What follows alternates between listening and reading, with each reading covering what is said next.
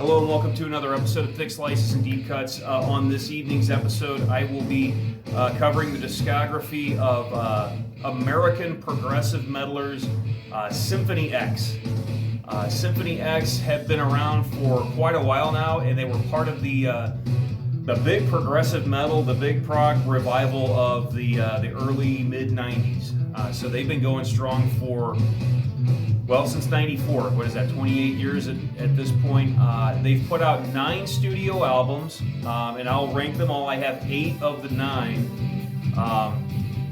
And what can be said, they have their own thing going on, but you can't deny some of the comparisons with Dream Theater, who are also from, the New York area. These guys are from Jersey, but they're basically from that same geographical area, and they came out, a couple years after Images and Words broke. So definitely some comparisons, although I think Symphony X have definitely carved out their own niche. What else? I just saw them earlier this year on tour with Haken as the supporting band. Really good show. There were maybe only 200 or 300 people there, but it was, if you were there, it was nice. You got to move all the way up to the front, so it was nice to see them, and I hope they can find ways to continue to tour. If they come back through, I'll be more than happy to see them again. Maybe they can bring, like, Haken again, or Fate's Warning, or just somebody we haven't seen in a while. So 9 studio albums. I will rank them. Not easy to rank in that all of these albums are good. The one I'm ranking 9 is the one I don't own of the 9, and I wouldn't even say that it's bad. It's just a little bit different, and we'll just get into it. So coming in at number 9, I'm just going to go with their debut, the self-titled album from '94. They've got a different singer on it, so it's the only one that doesn't have the great Russell Allen on vocals. And so they've got Rod Tyler on vocals. It was recorded at the Hit Factory, but the production's a little rougher than the other productions they had, even just in the 90s. But they recorded at the Hit Factory with the singer Rod Tyler, who's, compared to Russell Allen, it's not even close. He's a little pitchy. He's not the best. He doesn't have a lot of he doesn't have a lot of flexibility with his voice. He's kind of like a one-tone vocalist. But I think the compositions underneath the recording quality and the singer are still pretty good. And I know it's a starting point. They wouldn't necessarily find their sound until maybe the next album with Russell. But it still sounds like Symphony X. And apparently this band was formed because Michael Romeo did a solo album that same year. Was it Zero Corporation Records?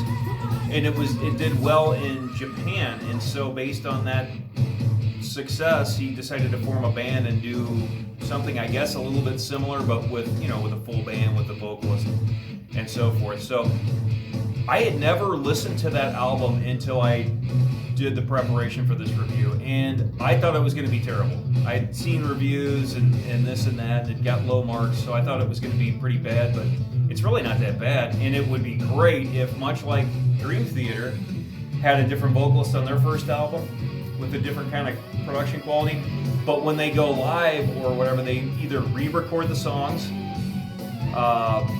or they play them live with their proper singer, so that you at least get these like updated versions with the newer lineup doing those songs. Be cool if they drop those in. I'm pretty sure they didn't drop any of those in at the concert I was at. In fact, I know they didn't. But there you go. So that's their debut self-titled album from '94. It's a starting point. They had a different bass player through the '90s for the most part too. Thomas Miller. He's on there. Different singer for one album. Not a bad album. Not a great album, but not a bad album. They did re-record Masquerade, and it's completely different. I mean, the melody is there, but the original song had drums and was shorter. The '98 version has Russell on it, no drums, and it's a little bit longer. What's the A Lesson Before Dying? Whatever that last long track is on the album, I think that song has potential. Like, it would be great if they kind of pulled that out and dusted it off and either played it live or just re-recorded it or something, along those lines. But there you go. That's my number 9.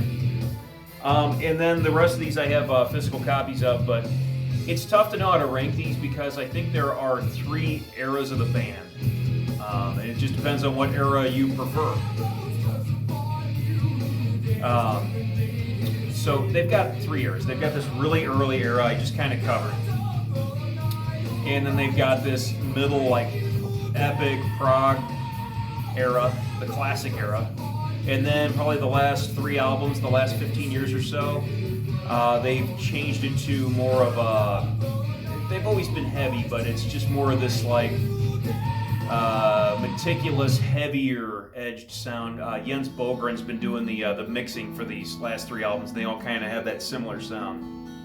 So the early development stage, the classic era, and then sort of this more modern era.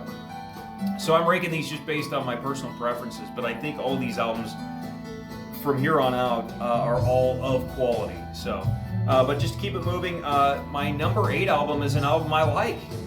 I don't have a history with it quite as much, or, you know, it's maybe not completely polished, but number 8, a good album, and I'm going with their second album, The Damnation Game.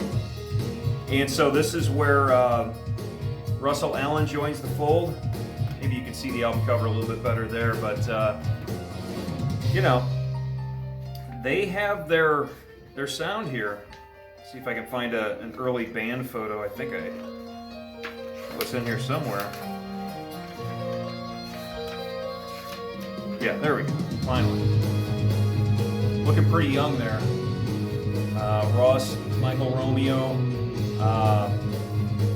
Michael Pinella, Jason Rulo on drums, and again at this point you've got Thomas Miller on bass, who, by the way, is a really good bass player.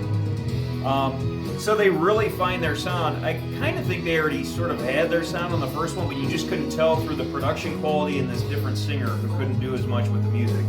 But on here, the song The Damnation Game is solid. Dress to Kill's alright. The Edge of Forever is a classic. You know, this may not be loaded with classics, but that song is a classic. In fact, again, if they want to dust that song off and play it live, that'd be awesome. You know, it ends with A Winter's Dream, you know, the prelude and the Ascension, so a 2-parter. It's kind of like an 8-minute thing to end the album, which is really good. You know, in the middle, it's okay. Here's the middle. Savage Curtain, Whispers, The Haunting, Secrets. I think all those songs are okay. They're not super memorable, but I think it starts out, I think the title track, The Edge of Forever, is great, and it ends strong with The Winter's Dream, parts 1 and 2. So I really enjoy this album, and I don't really know why I have it coming in at 8. It's just that even though I may like the direction of the band when they're in this sort of early epic classic phase that they're beginning here, I can't put this ahead of some of the more just polished, you know, them at the top of their game type albums. So I think this is a really cool album. It's coming in at number 8, but I enjoyed listening to it, or getting more familiarized with it for this review, for sure. Because before this review, this was one that I rarely listened to.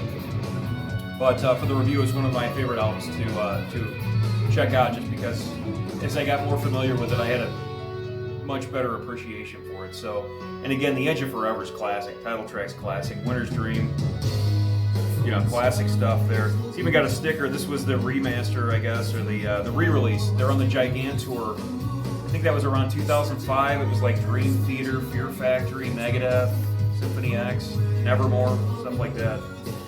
So there you go. Coming in at number 8, their second album, The Damnation Game, first with Russell Allen on vocals. Okay, here's my number 7. It could be somebody's like top 3. It's just what era of the band do you have an affinity for. So at number 7, going with their most recent album, which is now 7 years ago, but from 2015, I've got Underworld. And here they were on Inside Out Records for much of their career, but here they're on Nuclear Blast Records. And this album is sonically much heavier. This is in their more modern era that they're in, where the guitars, the epic adventure stuff is kind of honed in favor of slicker productions, tighter, heavier guitars. Russ's vocals are a lot more gruff. Not always, but a lot of the time. And Jens Bogren, Fascination Street Studios, he's been doing work for years now with you know, with Opeth and everybody else, Catatonia, all those classic bands. But he's been mixing their last 3 albums, and they all do have that sound. And I think he's probably the main reason. 1, Symphony X is very consistent with their style and their sound, and 2, you've got Jens doing the mixing. So these this more modern era is very similar. But this album is cool in that it's the best production to date. The songs are, some are heavy, some are really accessible. Like Without You is a song I wouldn't want to like, but I like it. It's really catchy, it's super accessible. You know, opens with a big overture, but Nevermore is pretty catchy. Underworld, the title track's really good. Kiss of Fire, so you come out of Without You, which is really accessible, and you go into a blistering Kiss of Fire. I think Charon's great. To Hell and Back is, I think it's the longest track on here, but I don't think anything tops 10 minutes or anything. Most of these songs are pretty hooky. You know, get in there and get to the hooks, which is cool, and it's part more of this modern era they're in, where they'll still have long songs, but they're trying to give you those good hooks and not really write the 20-minute tunes. You know, so this is, you know, another solid effort. Again, one of these albums that I just don't have a huge connection with. I've been into this band big time at different points in their career and in my life, but I did finally come back around to them after seeing them live. It kind of brought back my interest in the band. I mean, I'm in the St. Louis area. These bands don't really come through St. Louis much, if at all. I'm usually having to travel to Chicago or some other nearby city to see bands like this, but they did roll through with Haken. Excellent show, and kind of got me going, you know, I should listen to them again. And another thing, they need to put out another album. It's time. It's been 7 years. It'll be 8 by next year, so let's see if we can get an album maybe in 2023. But it's a solid album, and it's from this modern era, and I just don't know where to rank it. In many ways, you can say it's much more polished and mature than some of my higher rankings here, but there you go. So coming in at number 7, their 9th most recent album to date from 2015, with their classic lineup. Michael LaPon's been on bass guitar for a long time at this stage here, but classic lineup, solid, strong album. Number 7, Underworld. Okay, much like Underworld, another one I'm not sure. I do have you know, I do reach for this one a little bit more, but at number 6, another awesome album. You know, you've got Iconoclast, their 8th album from 2011, the one before Underworld, in this modern era. And I guess there's a single CD version. I have the double CD, so this is like 82 minutes long. I don't think there's a concept. I think only one of these albums is an actual concept album, but a lot of these, they all feel like concept albums, especially the earlier ones. But anyway, the song Iconoclast, speaking of long songs, this one I think is like 11 minutes. Great song. So this thing opens up, boom. The End of Innocence, Dehumanized, if we hang on long enough, we'll hear that song. I like that one. It's good, heavy, but again, with those hooks, kind of like Underworld. Bastards of the Machine, Children of a Faceless God is great. You know, the second disc, maybe not quite as memorable for me. I think most of the stuff I like is right on the first disc, but, you know, nothing bad on the second side. The Lords of Chaos, Reign in Madness, these are these bonus tracks, I guess.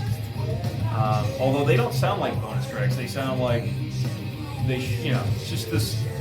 I guess they wanted to make a single CD version to go with the double, but I would suggest just getting the double version if you can. It's the Digipack, and it's got all the tracks on here are worthy of inclusion. So this is a good one. The productions, again, Jens Bogren on the mix, just good, heavy. I remember listening to these, and well, I'll mention another album in a little bit, but I just remember thinking as I was re-listening to them, I was thinking, wow, this is probably their best production. You know, until I popped this one on, which is even newer, but their productions really became polished. And I think Michael Romeo's recording most of these albums in his house, in his basement, in the dungeon. You know, he may have somebody helping with the mixing, a little bit of the engineering and all that stuff, but for the most part, they're doing this themselves. So again, solid album. again, some people may find this newer era to be their most, their most solid work, their most accomplished work. So this might be somebody's like top 3 as well. I do enjoy it, and that's why I'm ranking Symphony X, and I can't believe it took me this long to get around to this band. But there you go, at number 6, their 8th album from 2011, Iconoclast. All right, these top 5 I've been listening to forever. And so that's why my ranking is the way it is, because these are the ones that I have the connection with. And I thought I was going to stick to my trend of like early era, modern era, classic era, but I am going to bump one back in favor of an album that has to be in the top 4. But so coming in at number 5, right in the middle of the pack here, I'm going all the way back to 1998, and we're going to Twilight in Olympus. I really enjoyed this album as well. There was one album I was like, there's no way it can't be in the top 4, so this one kind of got bumped back 1. But Church of the Machine is great. Catchy too. Through the Looking Glass. Lady of the Snow. I think I figured out there's this cool melody towards the beginning, and I think it's like a Japanese melody, but it's a really cool way to end the album too. Smoke and Mirrors to open it. This is back in this era where they're, and I think they did this on the first 2 albums, where they're like borrowing from like, I don't know, Bach or Mozart or Beethoven, or there's a lot of neoclassical stuff, or I think things they just literally plucked from those composers, which is kind of cool. But I love this era of the band, this classic era where they're doing that. You've got Thomas Miller on bass for this final album. You've got, is it Walling? Tom Walling? I forget his first name, but I know his last name is Walling. Yeah, Tom Walling. So there's a band photo of a couple of guys you probably aren't going to recognize. But, I've read some people said that, well, Jason Derulo isn't on it. It's the only album he's not on, and, he's really missed. I disagree. You wouldn't know Jason Derulo was not in the band if they hadn't labeled who the drummer was. He fits right in seamlessly, and if you think he's not as good as Jason Derulo, the intro to In the Dragon's Den is a killer drum fill to set it off. I think the drums on here are great. They're at least as good as anything Jason Derulo was doing back in this era of the band. So I think that drummer fits in seamlessly. He's only on the 1 album, but unlike their singer who was only on the 1 first album, this guy was really good for the 1 album he was on while Derulo was out of the band for like a year or a year and a half or whatever it was. But I really enjoy this album. Orion the Hunter's excellent. I think this album's excellent. This is why I'm ranking Symphony X. There are other albums that I have a kinship with even more than this one. But this is a classic, and for me, this begins these top 5 are kind of my love of Symphony X. Not that these other ones aren't. I really enjoyed the Damnation game, but was less familiar with it. I understood it less. It seemed like I heard a new album this time around. And with these newer albums, which are great. So the point is, Symphony X doesn't make bad albums. So there you go. Coming in at number 5, probably their most underrated album. I'm going to go with Twilight in Olympus, their 4th from 98. Last one with Thomas Miller on bass, and the only one without Jason Derulo on drums, but still solid drumming. All right. Oh, nice timing here. Coming in at number 4, I had to, even though this is what I call one from the modern era, awesome album. I enjoyed it when it came out. We're going with, from 2007, we're going with Paradise Lost. So at this point in their career, there's a 5-year gap between albums. And they kind of come back, and they're still totally Symphony X, but they're in like this new era. And I think a lot of it just has to do with they're not doing the 20-minute epic adventures, and the production qualities are completely different now. This is the Jens Bogren mixing. Songs are a little bit more focused, shorter, and by their standards, shorter, 6 minutes, stuff like that. But this is the title track, Paradise Lost, one of my all-time favorite songs they ever did. Such a great song. One of the few songs where Russell's kind of clean singing on this. Most of this album, he's pretty gruff, because it's definitely a darker album. Set the World on Fire, Domination, Serpent's Kiss, then this one, then Eve of Seduction, then The Walls of Babylon, and then the last track, Revelation. there's a instrumental thing to kick it off. I just think that this album is for their new era, and this is what I consider their kind of their new era. Although this is 15 years now, but of the new era, I definitely think this was a really nice. It still holds on to little elements of that adventurousness from earlier on, but definitely a change in direction. Their darkest album at this point, possibly still. I guess the Iconoclast is pretty dark at times, but I remember when this came out, there were at least a couple of videos, and just enjoyed this. One of their best songs. What more can I say? I think the fan base might say this is their favorite album of theirs too. So if you like the more modern era, this might be your favorite album they've done, period. So there you go, at number 4. I gotta pick it up a little bit here, but number 4, I've got classic album. What is this, their 7th album from 2007, beginning of this new era after a 5-year break, Paradise Lost. Alright, man, it just keeps, for me anyway, it just keeps getting more and more classic, and I'm just going to the albums that I listen to a lot, but the ones when I got into the band, and I think when I got into the band, this was the album that either was about to come out or just did come out, and that's the Odyssey from 2002. Kind of the end of the classic era, but just the song The Odyssey is incredible, 24 minutes. Awakenings is just so like epic, it's long, it's epic, it's so proggy, adventurous, it's heavy, it's melodic, it's got pianos, acoustics. King of Terrors is heavy, it's a heavy album too. Their heaviest to date at this point, because the guitars really got beefed up. You know, King of Terrors is pretty aggressive. Accolade 2, so it's a sequel to the original one, which I'll get to here in a little bit, but I was just like, man, that's awesome. They take one of their great songs and do a sequel to it. Wicked, we heard earlier.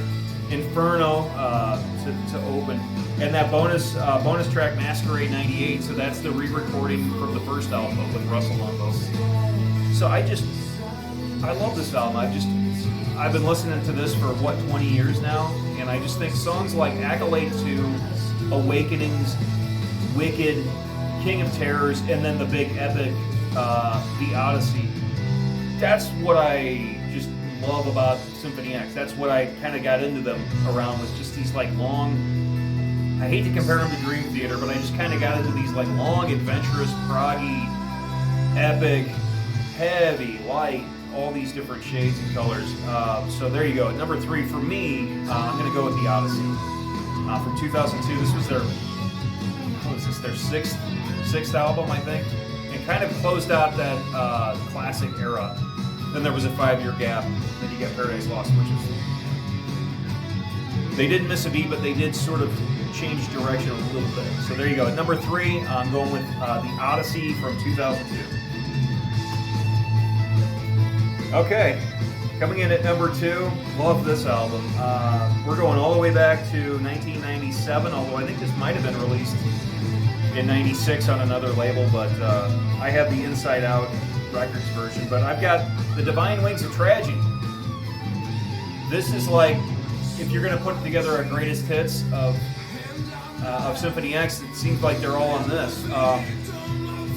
The song Divine Wings of Tragedy, 20 minutes, that's my favorite of their big long songs. I just love the way that song flows.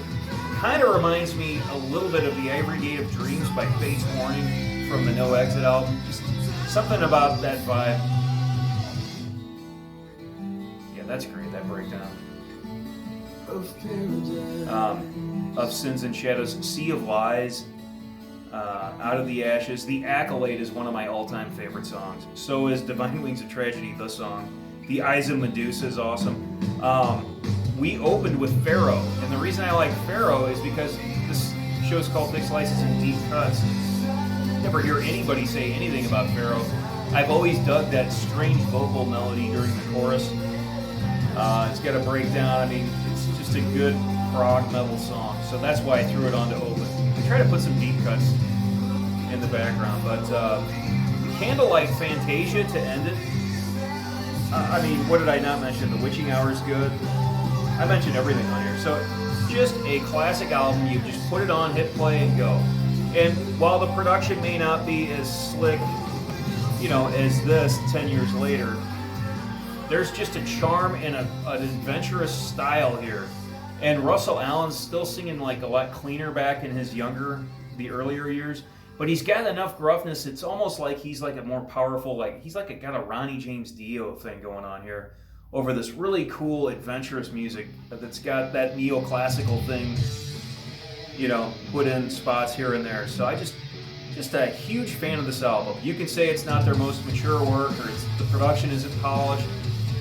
All I know is I just have nostalgia for this, and I love this style that they had at this point in their career. It's only their third album, but if the Damnation game wasn't a breakout album, this certainly was the breakout album. And I just did a Pain of Salvation ranking. I think Pain of Salvation broke out around 97. I feel like these guys broke out in 97. Prog metal started to break out by the end of the decade. If not, you know, Images and Words certainly did, but by the end of the 90s, you had stuff like this going on. So anyway, I digress. Here's something new from Iconoclast. But there you go. So coming in at number 2, their third album from 1997. I think this is a fan favorite, but The Divine Wings of Tragedy. So by process of elimination, there could only be one. I think I bought this with this at the same time. But number 1, I've got V or 5, the new Mythology suite. I call it V, but I think it's V for their 5th album from 2000. My favorite song we heard earlier, Communion in the Oracle. It's very like, it reminds me of Yes, but better. He's just really using that clean vocal, whereas here he's gruff, but when he uses his clean vocal, it's great. Yeah, Fallen, Evolution, the Grand Design, Fallen, Communion in the Oracle, Egypt is another great song. The rediscovery thing at the end and the big long rediscovery, and some of the orchestral parts, the orchestration, the way they move those chords and they layer those harmonies and everything is really impressive. It's like a soundtrack or something. It's just like an orchestrated soundtrack. You know, and just the tone on this album is this is basically in the sweet spot of all of this classic era. I'm talking about this classic adventurous era while we're listening to this tougher, more modern sound. But that's A Fool's Paradise. So this is their one concept album. What the concept is about, I'm not sure. Egyptian mythology, but I think there's something else going on too. You know, I think somebody mentioned Atlantis at one time, and I see some blue back there and in the mirror. So, you know, I couldn't tell you what the concept is, but this is their one concept album. I like all the interludes too. So there you go. That's my number 1, V or 5, the new Mythology suite, their 5th album from 2000. So quickly, to re-rank, at number 9, I've got their debut, self-titled from 94. At number 8, their second album, strong release with Russell Allen on vocals, The Damnation Game. At number 7, their most recent album from 2015, Underworld. At number 6, from 2011, Iconoclast, listening to it. Number 5, Twilight and Olympus. Number 4, Paradise Lost, from 2007. At number 3, The Odyssey from 2002. Number 2, The Divine Wings of Tragedy from 1997. And at number 1, I've got V or 5, the new Mythology suite from 2000. They don't have any, at least not that I know of, no official videos released, although it's too bad they didn't put one out maybe, you know, after The Odyssey or Paradise Lost or even Iconoclast. But I do have this, Live on the Edge of Forever. Killer double CD set. It covers most of V. So it covers, here's what it covers. It starts out with all of V. So you got Prelude into Evolution, the Grand Design, into Fallen, into Communion of the Oracle, into the Bird Serpent War, into On the Breath of Poseidon, into Egypt, and into the Death of Balance, which fades into or goes into Candlelight Fantasia from Divine Wings of Tragedy, and then the Eyes of Medusa. So you get this heavy dose of the New Mythology suite, and then you finish off it with good stuff from Divine Wings of Tragedy. What are my two favorites that I rank those two out? Then you flip it over to side 2. Smoke and Mirrors, Church of the Machine, and Through the Looking Glass, all from Twilight and Olympus. Awesome. Those are probably the 3 best songs on Twilight and Olympus. And then you come back and finish it off with Of Sins and Shadows, Sea of Lies, and the Divine Wings of Tragedy, the 20-minute epic, all from Divine Wings of Tragedy. So you get this massive dose of the New Mythology suite, this massive dose of Divine Wings of Tragedy, and a huge chunk of the highlights of Twilight and Olympus. You know, I don't know what else you could have asked for unless they played The Edge of Forever from the Damnation game, but at that point I'm just being really selfish, but you can't beat the set list here, and it all sounds good too. So it would have been cool if they'd had a video to go with this, but you know, who knows how much those things cost, what the demand would have been. But I think this came out on Inside Out, although mine says Century Media. Maybe they're just a distributor there. But so there you go. That is ranking a classic progressive metal band that goes back to that you know, the 90s when it all started to come back around. So there you go. Thank you for watching, and I will see you next time.